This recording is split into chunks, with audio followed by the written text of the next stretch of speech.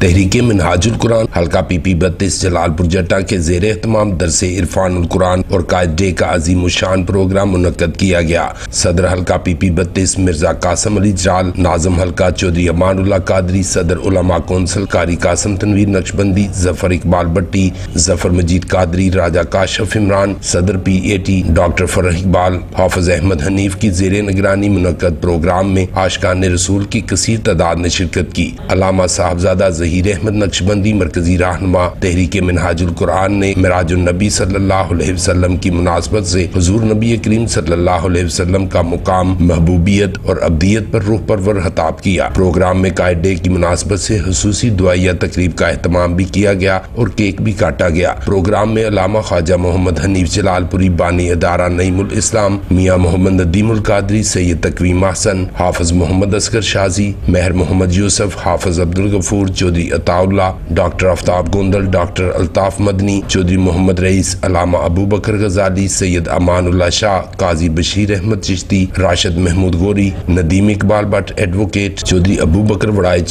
چودھری محمد اجمل وڑائچ، چودھری محمد احمد وڑائچ، چودھری شاہ زیب افتخار وڑائچ، چودھری اسود وڑائچ، مرزا ساجد محمود، حافظ فاروق احمد نقشبندی، حافظ مقصود احمد نقشبندی، قاری حتیب الرحمان نقشبندی، محمد عبداللہ، مظہر حسین، چودھری مقصود احمد وڑائچ، چودھری محمد اسلم وڑائچ میں دیگر نے شرکت کی۔ پرنٹ شاہد بھٹا، BB1 نیوز، جلال پور جٹا۔